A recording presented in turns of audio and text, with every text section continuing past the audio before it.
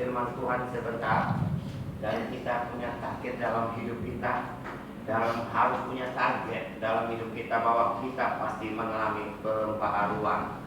Karena kita harus mempunyai niat yang tulus bahwa saya akan diubahkan. Saya mau seperti dia, saya mau seperti orang lain. Saya rindu karena Tuhan mengenal kita. Sebelum kita berkata dalam hati kita, Tuhan sudah tahu apa yang ada dalam hidup kita. Katakan sejujurnya, terbuka di hadapan Tuhan. Oleh karena itu pada saat kesempatan ini, saya mau membagikan kebenaran firman dilanjutkan dari bulan kemarin, yaitu seri yang kedua kali ini, yaitu doa di hadapan Allah yang Maha Tahu. Karena ini penting sekali kita simak untuk seri yang kedua ini. Marilah kita buka bersama-sama di dalam Mazmur 139 ayat 1 sampai 12. Kita ulangi, kita baca dengan pengertian yang betul-betul kita mengenal untuk siapa Tuhan Allah. Doa di hadapan Allah yang Maha Tahu. Tuhan, Engkau menyelidiki dan mengenal aku. Engkau mengetahui kalau aku duduk atau berdiri. Engkau mengerti pikiranku dari jauh. Engkau memeriksa aku kalau aku berjalan dan berbaring. Segala jalanku Kau maklumi. Sebab sebelum lidahku mengeluarkan perkataan, sesungguhnya semuanya telah Kau ketahui, ya Tuhan. Dari belakang dan dari depan, Engkau mengurung aku dan Engkau menaruh tanganmu ke atasku.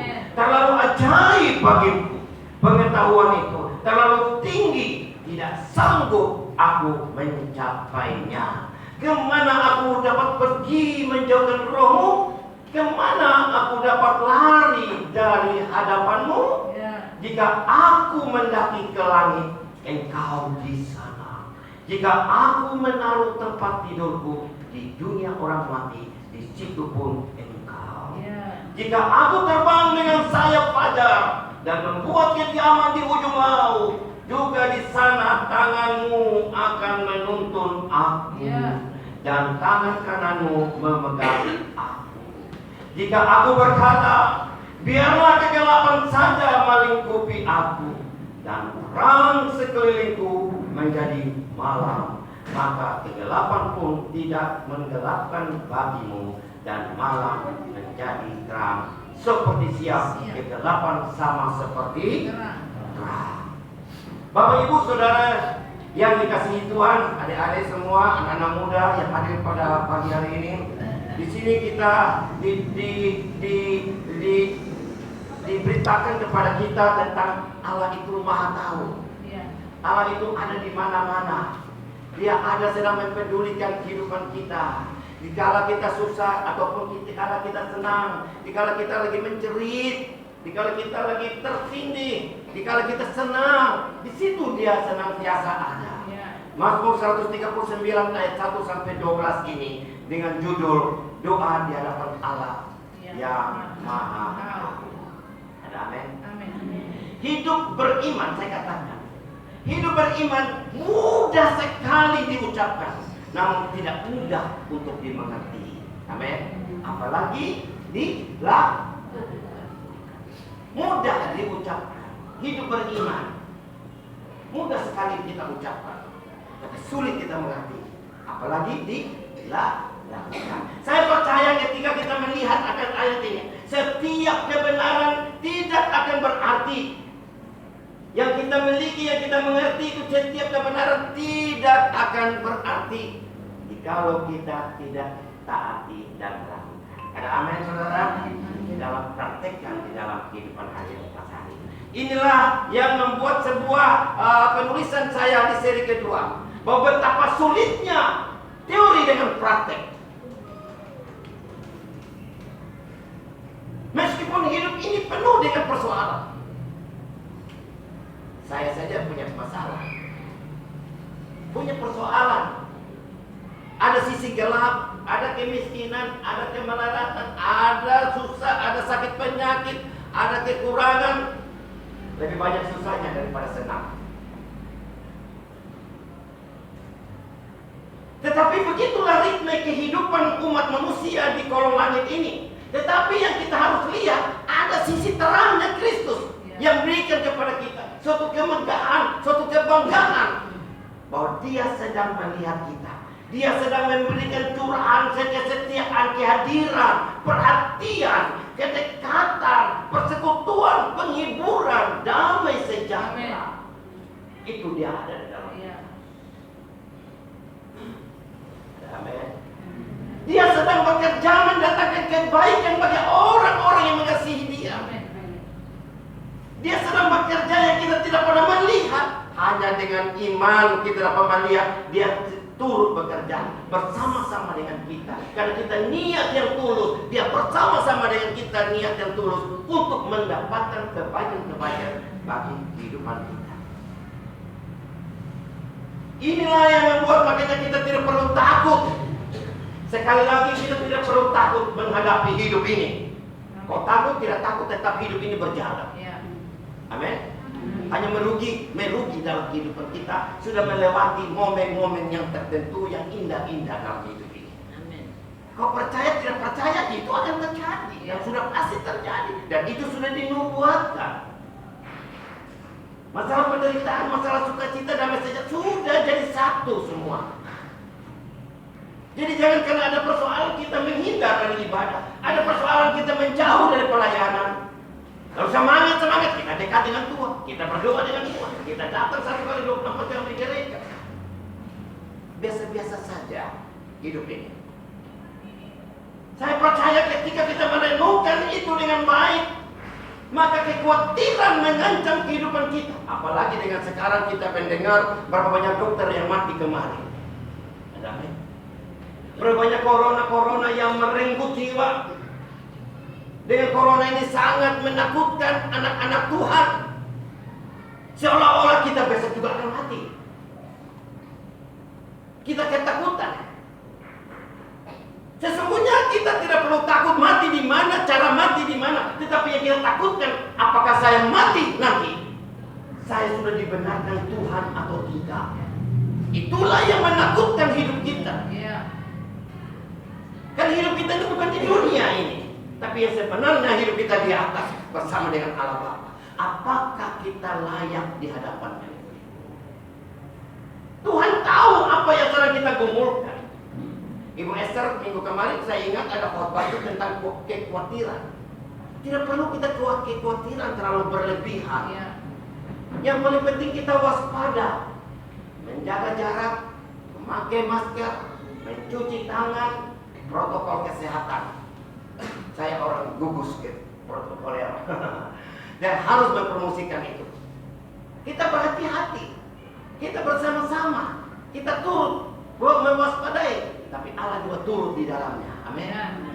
Ketika kita melakukan sebuah protokol kesehatan, pakai masker, usaha yang baik, Tuhan tahu bahwa kita harus sedang berusaha semua. Tuhan turut bersama-sama dengan kita untuk bekerja mendatangkan kebaikan bagi kita. Maka itu kita tidak perlu takut. Karena ayat 1, engkau menyelidiki dan mengenal aku. Ayat 2, engkau mengetahui kalau aku duduk atau berdiri. Dan engkau mengerti pikiran. Ayat 3, engkau memeriksa aku kalau aku berjalan dan berbaring. Segala jalanku kau maklumi. Ayat 5, kita lihat. Dari belakang dan dari depan engkau mengurung aku, dan engkau taruh tangan kanan di atasku. Sebenarnya kita tidak usah takut. Allah ada di tengah kita. Ketakutan itulah yang membocorkan ruang pertahanan Allah. Ketakutan itu mendatangkan, membunuh ambisi kita, menunda-nunda apa yang seharusnya kita harus bekerja. Dengan ketakutan itu banyak dampaknya. Membuat kita lemah, tidak berdaya. Tetapi ada salah, karena kita kurang berdoa. Saya mau kasih tahu kepada kita semua. Mengapa kita takut? Mengapa kita khawatir? Mendominasi hidup di dalam hidup kita. Karena kita kurang berdoa. Sekali lagi, karena kita kurang berdoa. Doa di hadapan Allah yang Maha Tahu, Dia akan memberikan stimulus, Dia akan memberikan respon, Dia akan memberikan rangsangan kepada engkau untuk engkau giat dan berani menghadapi hidup ini. Doa Sedikit doa, sedikit berkat. Banyak berdoa, banyak berkat. Kurang berdoa, kurang berkat. Yang paling penting itu adalah bagaimana kehidupan kita harus kita berdoa kepada Tuhan Allah yang Maha Tahu. Punya niat yang tulus bahwa saya adalah mau berdoa kepadamu ya Bapa. Kita lihat dalam Filipi, saya tertarik sekali dalam Filipi 4 ayat 6. Di sini coba dipercepat. Janganlah hendaknya kamu khawatir tentang apapun juga, tetapi nyatakanlah apa? Nyatakanlah apa? Segala hal keinginanmu kepada Allah dalam doa, permohonan, dan dengan ucapan syukur. Kita perlu belajar dari Daud tentang hal doa ini. Di mana Daud di dalam doanya ini tadi ini, dia tidak menuntut Tuhan, tidak menganggap bahwa Tuhan wajar dan wajib memberikan kepada saya. Jangan berpikir dia wajar dan pantas dan wajib harus peduli saya. Saya boleh santai-santai saja, tapi dia ditugaskan. Kita selalu komplain kepada dia. Tahun ini kalau engkau Tuhan tidak memberkati saya akan mundur dari majelis. Tahun ini Tuhan kalau engkau tidak memberikan saya anak, tahun ini kalau engkau tidak memberikan saya ini dan itu, saya menagih engkau, bukankah engkau berjanji Tuhan? Aku klaim janjimu. Oh, hebat banget. Tetapi ketika kita berada di dalam perenungan yang dalam, siapa Tuhan? Disitulah kita akan merenungkan, mengetahui Dia adalah Tuhan dan kita adalah makhluk. Ketika kita renungkan yang dalam, Dia adalah pencipta dan kita adalah ciptaan. Ketika kita renungkan terlalu dalam di dalam kisah ini, Dia adalah Tuhan, kita adalah hamba. Ketika kita renungkan dalamnya, maka kita akan takut dan gentar menghampiri yang namanya Allah, Tuhan yang besar. Kita takut berasumsi Dia. Takut untuk kita mengungkapkan perasaan hati keegoisme kita, maunya kita, mau meminta, berdoa, sederetan minta-minta. Kalau Tuhan baik, kita mentaati Tuhan kalau Tuhan itu baik. Kita mentaati Tuhan ketika Dia memberikan apa yang kita harapkan. Kalau Dia tidak memberikan kepada kita, kita anggap itu Tuhan itu. Dalam hati kita pemberontakan terjadi. Maka itu di dalam kehidupan kita tidak perlu kita meminta. Yang paling penting itu adalah Bapa suka kita menyembah Dia dalam roh. Kita mengungkapkan isi hati kita yang dalam. Itu yang paling penting. Datang kepada Tuhan karena Dia adalah Allah dan kita adalah umat-Nya. Datang kepada Tuhan itu karena Dia adalah pencipta dan kita adalah ciptaan. Jangan kita beranggapan bahwa Dia ada tugas untuk menyelesaikan persoalan saya. Tapi itu kalau ada pemikiran seperti itu, engkau susah untuk mengucap syukur. Karena kau pasang target 5, kau dapatkan 1. Susah manusia dapat mengucap syukur. Amin. Maka itu apapun mengalir. Kalau Dia memberikan kepada Tuhan itu semua karena kemurahan Tuhan. Kalau engkau memberikan semua segala sesuatu, siapakah aku ini ya Tuhan? Siapakah keluargaku yang engkau mempedulikan sampai saat ini? Doa daripada kamu. Siapa? Saya tidak ada siapa-siapa. Saya manusia yang berdosa Tuhan. Doa itu yang sangat didengar, nantikan sampai saat ini. Kita tidak punya hak untuk menuntut, menagih janji-janji Tuhan. Aku klaim janjimu ya Bapa, di mana engkau telah berjanji. Apalagi kalau saya ada 2-3 orang berkumpul di dalam namamu, engkau ada. Di mana Tuhan? Saya akan murtad dan saya akan tinggalkan Tuhan kalau Tuhan tidak memberkati saya. Maka itu di dalam asumsi-asumsi kita, Matius 6 ayat 8 dikatakan, cepat. Matius 6 ayat 8. Tuhan tahu, sudah tahu. Jadi janganlah kamu seperti mereka itu. Karena Bapamu mengetahui apa yang kamu perlukan sebelum kamu minta kepadanya. Dia sudah tahu. Sebelum kamu berkoar-koar meminta, hanya membuang waktu, menghabiskan emosi, habiskan waktu. Marilah kita melihat doa dari Daud ini yang berisi muatan-muatan yang sangat penting, yaitu bagaimana dia merenungkan dan pengakuan yang dalam, yang lidah yang dia mengakui di hadapan Allah. Tuhan, aku menyesal dengan dosa-dosaku. Aku tidak mau mengulangi lagi. Ketika dia mengungkapkan itu, dia menyadari Allah itu Maha tahu apakah munafik atau tidak. Begitupun juga saudara-saudara yang punya telinga hari ini. Ketika kau terbuka dan jujur di hadapan Allah, saya mau kasih tahu, rubah paradigma cara doa kita. Rubah cara doa kita. Jangan kita terlalu banyak panjang-panjang meminta, tapi cukuplah Tuhan tahu apa yang kau mau. Tapi mengapa Tuhan mau supaya engkau ungkapkan di dalam doamu?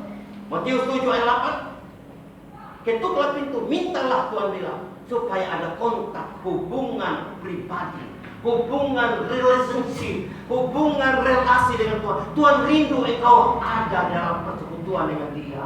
Karena Dia adalah Bapa, engkau adalah anaknya. Ketika saya malas berdoa, saya lagi tidur, sudah terlalu capek, saya membayangkan betapa indahnya, betapa rindunya Tuhan.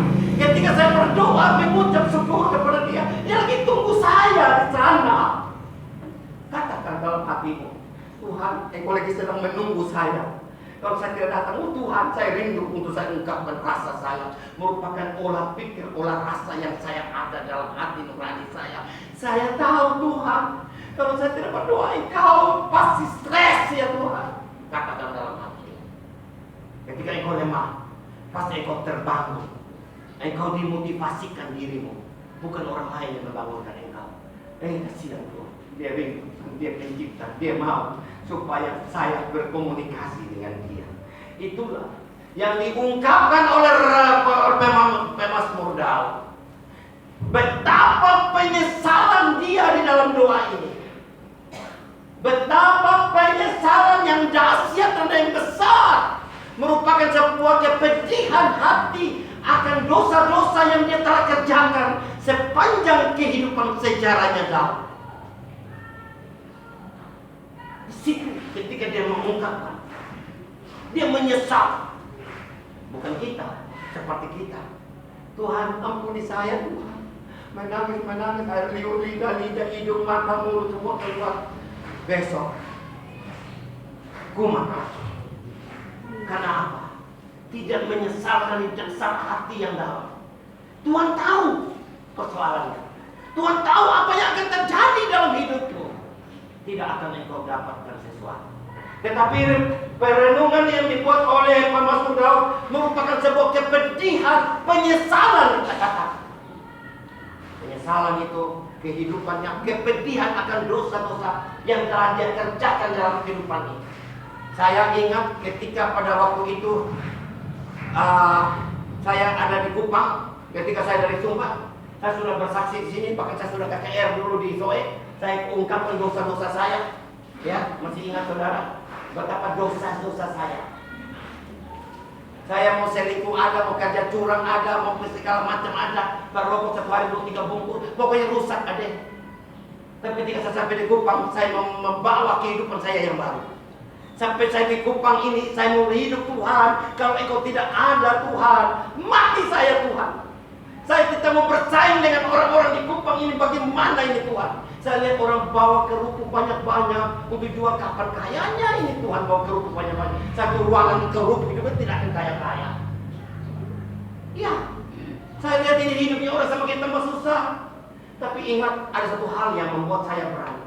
Saya naik ke atas, saya di bawah pohon, saya berdoa, Tuhan, dengar hati saya. Saya dari tadi sumpah yang begitu nikmat. Sekarang saya susah di Kupang Tuhan. Saya mau menyesal dengan dosa sampai saat ini. Saya pertahankan Tuhan. Tuhan tahu apa yang akan terjadi. Nyatanya Tuhan mendengar doa saya. Tuhan pergumulan saya. Saat itu dari pagi, saya siap firman. Saya langsung jam 5.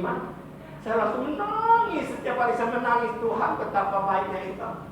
Tuhan mau apa dari hidup saya?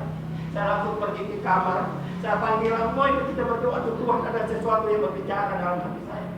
Langsung mau bangun, terpukul kepala di tembok. Karena pagi-pagi sekali. Aduh, sampai bangga ya. Karena sesuatu yang kita ada, sesuatu kita dapat dari Tuhan. Tuhan rindu. Saya ingat ketika saya bersaksi, ketika saya pelayanan dengan satu orang yang namanya Om Odo Parinosa. Dia sakit, sudah hampir mati, umur 78 tahun. Sudah hampir mati. Dia itu om saya, mama saya punya saudara kandung. Ketika dia sakit hampir mati, tidak tahu penyakit sakit apa. Ketika saya doakan dia di Waingapu, saat itu langsung dia sembuh dalam nama Tuhan Yesus Allah yang sedang menyaksikan pembicaraan saya. Dia langsung keluarkan kencingnya itu, keluar rambut-rambutnya, kencingnya keluar rambut-rambutnya. Dia sehat saat itu. Langsung dia pas pergi kunjung mau berdoa lagi, dia menangis tiada habis-habisnya. Tuhan, kenapa sudah tua sekarang Tuhan? Saya baru melihat kemurahan-Mu. Engkau ada, ternyata Engkau ada Tuhan. Saya bertobat, saya bertobat, saya bertobat. Karena apa? Saya sudah tua begini, baru Engkau nyatakan kuasa-Mu. Dia menyesal tidak habis-habisnya. Itulah yang Tuhan mau. Datang kepada Tuhan dengan hati yang lembut, patah hati. Karena dosa-dosa yang diintimidasi, yang membuat kehidupan kita tidak nyaman, yang membuat kita terintimidasi, yang membuat kita tidak pernah ada damai sejahtera, yang membuat kita itu hilang kontrol. Kita jauh dari persekutuan teman-teman kalau kita berdosa. Kita tidak akan berani mengangkat muka karena intimidasi iblis. Iblis datang untuk mencuri, iblis datang untuk membunuh, membinasakan kita. Kita tahu bahwa ketika kita berdosa, dalam pikiran dalam apapun, tidak ada kebenaran dalam hidup, maka tidak akan engkau dapat damai sejahtera. Dan akibat daripada kebenaran, ketentraman dan ketenangan. Di dalam Yesaya 32 ayat 17 sangat jelas bahwa akibat dari kebenaran yang kita lakukan, kita bertahan dalam kehidupan kita. Maka itu sayang sekali kita sudah usia-usia lanjut, ada usia-usia lanjut. Kita sekarang ini sudah masuk di dalam PDIP. Apa PDIP? Bukan partai. PDIP itu apa? Penurunan daya ingat. P itu apa? Pendengaran. P itu apa lagi? Penglihatan. Penciuman. Penurunan semua. Maka itu PDIP, penurunan daya ingat. Kita harus dekat dengan Tuhan sudah. Jangan sampai kita menyesal dengan kita sudah tua. Kenapa Tuhan sudah tua sekarang? Baru engkau mempertemukan saya. Ujung-ujungnya dalam saya berbuat dosa. Ujung-ujungnya ketika saya berbuat dosa, pasti ujungnya menyesal. Amin? Menyesal. Tidak ada orang berbuat dosa dan menikmati. Karena apa? Tidak ada kebenaran. Karena dia diperhambakan terus. Memang sebenarnya enak. TST, tahu sama tahu. Apa tuh? Selingkuh tipis-tipis. Secara manusia enak dia bilang. Tapi sesungguhnya ada jurang pemisah yang menghancurkan dia, yang membuat dia tidak dapat dalam persekutuan.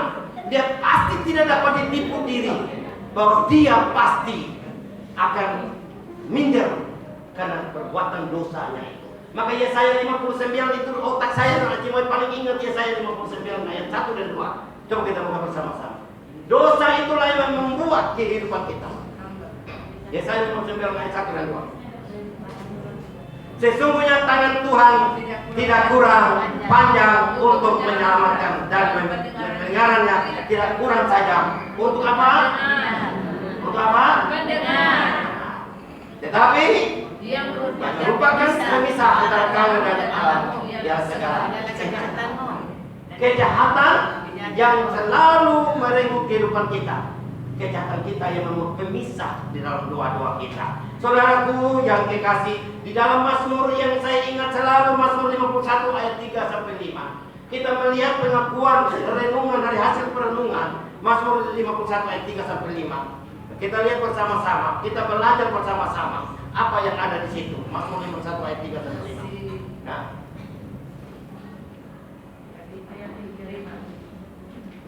Sebab aku sendiri sadar akan pelanggaranku. Aku senantiasa bergumul dengan dosaku. Apa? Lanjut. Terhadap engkau sajalah aku telah berdosa dan melakukan apa yang kuanggap jahat, supaya ternyata engkau adil dalam keputusan, bersih dalam penghukuman. Ayat 5-nya. Sesungguhnya dalam kesalahan aku diperanatkan. Sesungguhnya Dalam kesalahan aku diperanatkan. Dalam dosa yang dikandung ibu. Oh iya. Saudaraku, penyesalan, bukti penyesalan dalam hidup. Saya mempunyai kesaksian banyak. Ketika saya melihat Tuhan itu memberikan pernyataan kepada kita, pernyataan khusus maupun pernyataan umum. Setiap kita punya pengalaman pribadi dengan Tuhan. Melihat sendiri, mendengar kata orang, dan merasakan sendiri, kita sudah lewati semua. Oleh karena itu jangan kita lewatkan inspirasi yang Tuhan berikan bagi kita. Ada satu saudara saya, keluarga saya. Pada waktu 20-30 tahun lalu, dia orang kaya. Saya tidak perlu sebut namanya. Ini kesaksian hidup pribadi saya. Sampai sekarang ingatan saya melekat dalam pikiran. Ketika baru habis seorang ibu dia, baru bangun tidur berdoa menangis dengan anaknya untuk masa depan, ada 4 orang anak. Ketika baru habis mandi sore, masuk kamar berdoa sampai air mata keluar, berdoa dengan anaknya semua. Mau tidur lagi, berdoa lagi sampai anak-anaknya semua. Tetapi saudara, ada yang salah di dalam doa. Saya melihat hari-hari hidupnya. Suami stres dengan dia. Tiap hari dia anggap diri yang paling benar. Dia anggap dia sudah yang paling benar. Dia jadi kepala rumah tangga seolah-olah. Semuanya dia yang atur. Mulutnya tidak bisa dijaga. Mulutnya terlalu kumat kami. Tidak pernah berdiam diri. Orang ngomong satu kata dia sudah 10 kata. Tapi doanya jalan terus. Jalan terus. Waduh, dia buka rasa sama saya selalu. Ya saya ya saja. Tapi sekarang ini setelah saya mengerti kebenaran, saya melihat 20-30 tahun yang lalu. Sekarang saya baru melihat apa yang terjadi. Anak-anaknya semua berantakan. Anak-anaknya semua berantakan. Anak yang pertama sumpah dia tidak mengenal orang tua. Anak yang kedua jadi sekolah pendeta tapi tidak mau pelayanan. Anak yang ketiga kawin cere sudah 4 laki. Anak yang terakhir bungsu yang cantik. Kawin cere dan posakar cere terus terang. Tidak ada yang benar. Apakah salah dalam doa? Apakah salah di dalam doa? Saya sampai saat ini saya merenungkan. Ada yang salah. Begitupun juga saya pelayanan di penjara. Begitu lama tahun saya melayani di penjara. Dari 2004 sampai 2000 kemarin 2019. Tiap bulan saya harus berkhotbah. Saya melihat konseling pribadi. Semua orang yang datang di penjara menangis dengan dosanya. Menyesal dengan dosanya. Tetapi ketika dia keluar dari penjara, luar beta, kumat lagi. Lebih banyak orang kumatnya lagi. Karena dari Senin sampai Sabtu, saya mohon untuk kita evaluasi. Senin sampai Sabtu, kita berbuat seenak-enak apa maunya kita. Hari Minggu nanti tugas yang Ibu Gembala untuk berdoa, untuk minta ampun. Saya datang untuk gereja untuk minta ampun sama Tuhan. Begitu rutinnya kehidupan kita sampai kita dipanggil pulang Tuhan. Tidak ada penyesalan yang keluar dari dasar hati yang menangis. Tuhan tahu keadaan hatimu. Jangan kita munafik. Kalau memang kita punya rencana yang tulus, saya mau diubahkan, saya mau berubah karena hidup ini lebih penting. Dengan kemuliaan dengan Tuhan lebih penting dari segala-galanya. Karena sebentar lagi saya akan mati. Karena persyaratan mati tidak ada persyaratannya. Karena tua dulu baru mati, muda juga bisa mati. Syarat mati tidak ada. Sebentar kita anak muda, sebentar dipanggil pulang, tiba-tiba dengar, wah sudah meninggal. Bayinya kecil juga kita bisa lihat meninggal. Hati-hati. Awal mulanya, saya katakan hati-hati. Kita takut ketika bukan takut setan, Tapi takut di hadapan Allah, apa yang kita harus pertanggungjawabkan di hadapan Tuhan. Kalau selagi kehidupan momen-momen hidup ini sekali dalam dunia ini begitu indah di dalam kita mengadakan hubungan dengan Tuhan dengan jujur dan terbuka di hadapan Tuhan, betapa indahnya. Kesempatan itu jangan kita tinggalkan.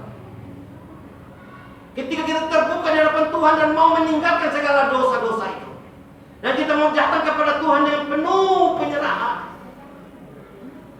dengan takut dan gentar. Ketika kita datang kepada Tuhan, Tuhan Maha tahu betapa indahnya. Itulah ekspresi yang paling indah dalam hidup. Doa yang begitu kita naikkan di hadapan Allah. Karena apa? Saya tinggalkan semua kehidupan saya. Maka itu Yakobus 5 ayat 16. Dia bilang apa? Yakobus 5 ayat 16. Coba kita buka supaya kita jelas itu sebentar. Jangan minta maaf, saya akan sedikit tarik waktu. Karena itu hendaklah kamu saling mengaku dosamu dan saling mendoakan supaya kamu sembuh. Doa orang yang benar bila kita yakin didoakan sangat besar kuasanya. Indah, indah, indah sekali. Ketika kita suka berdoa, kita selalu cenderung untuk suka berdoa. Ketika kita malas berdoa, kita kecenderungan untuk malas berdoa dan semakin jauh berdoa, untuk jauh dan jauh. Semakin lama kita hilang dalam suasana doa. Doa ini sangat penting.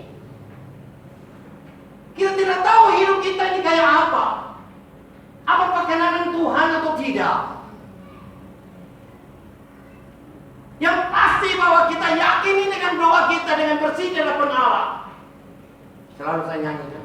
Selidiki aku, lihat hatiku, apakah ku sungguh mengasihimu, Yesus. Nyanyikan sama-sama. Kau yang Maha tahu dan menilai hidupku, tak ada yang tersembunyi bagimu. Telah kulihat kebaikanmu yang tak pernah habis di hidupku. Ku berjuang sampai akhirnya kau dapati aku tetap setia. Jiwaku terbuka untukmu Tuhan. Selidiki, nyatakan Segala perkara, singkapkan semua yang terselubung, supaya ku layak di hadapanmu Tuhan. Jiwaku Terbuka untukmu Tuhan. Selidiki, nyatakan segala perkara, sikapkan semua yang terselubung, supaya ku layak di hadapanmu Tuhan. Lagu ini membuat sebuah doa di hadapan Allah, keterbukaan dengan Tuhan. Iya. Seperti apa yang kata Mazmur 51 ayat 13. Kita coba buka sebentar. Inilah yang membuat kuncinya sehingga kita dapat kuat dan kita dapat bertahan dalam eksis. Kita lihat ayat 13. ayat 51 ayat 13. 13. Janganlah membuang aku dari hadapanmu. Janganlah membuang aku dari hadapanmu dan janganlah mengambil rohmu yang kudus daripada. Ini doa saya. Saya selalu bilang begini, Tuhan, jangan engkau mengambil rohmu yang kudus daripada. Katakan dalam doamu. terbuka di hadapan Tuhan. Jangan engkau mengambil rohmu jangan engkau menjauhkan aku dari hadapanmu Tuhan. Dan jangan engkau mengambil rohmu yang kudus daripada. Kalau engkau mengambil rohmu, aku kering, tidak berdaya, dan pasti aku diliputi dengan ketakutan, kecemasan, ketidakpastian. Terbuka tanpa Roh Kudus, tanpa Roh Allah, bersama dengan engkau tidak akan kuat. Apapun komitmen engkau pada pagi hari ini, apapun pergumulan engkau, komitmen engkau pada pagi ini, sebentar engkau akan diuji dengan komitmen yang baru bagi engkau. Apapun pergumulan, apapun engkau punya niat ketika engkau mendengarkan firman Tuhan pagi ini, pulang sebentar dari keluar dari muka gereja, kau diadu lagi dengan berbagai persoalan. Kau diuji dengan segala komitmen yang engkau buat pada pagi ini. Engkau harus bilang, Tuhan, jangan engkau menjauhkan rohmu yang kudus daripada. Datanglah rohmu yang kudus. Engkau saja yang memberikan kemampuan bagi saya. Saya akan tidak kuat Tuhan tanpa engkau. Saya baca di WA itu saya menarik sekali. Ikan tanpa air. Apa? Ikan yang mati. Tapi air tanpa ikan biasa-biasa saja. Tanaman tanpa tanah. Tanaman mati. Lanjut. Tanah tanpa tanaman biasa saja. Manusia tanpa Tuhan mati. Tuhan tanpa manusia, dia tetap Allah. Amin. Amin. Itu yang kita tahu. Dan kita tetap berpegang prinsip, jika engkau membuang aku dari hadapanmu, aku tidak berbuat apa-apa. Mazmur ini sangat memimpin kehidupan kita di dalam akhir khotbah ini. Di dalam akhir khotbah ini, banyak orang pingin untuk doanya dijawab Tuhan. Amin. Amin. Siapa yang tidak mau doanya dijawab Tuhan? Semua mau dijawab Tuhan. Apapun persoalanmu, semua Tuhan mau. Tuhan mau menyelidiki hatimu. Ketika itu, pengakuan dari mulut seorang pemazmur Daud itu, yang keluar berdasarkan imannya, bukan abal-abal, tapi ada tindakan awal dari sebuah pertobatan. Bertobat itu adalah satu harga yang harus kita bayar. Iman, pengakuan iman itu bukan sekedar engkaulah Tuhan Allah, engkaulah anak Allah, Allah yang hidup. Bukan sekedar berbicara iman. Seperti saya katakan dari awal tadi, iman itu mudah diucapkan, tapi sulit dilakukan. Amin. Seperti saya buka awal tadi, saya tutup juga dengan komitmen saya bahwa apapun yang kita bicara, iman itu mudah sekali diucapkan, tapi sulit dilakukan.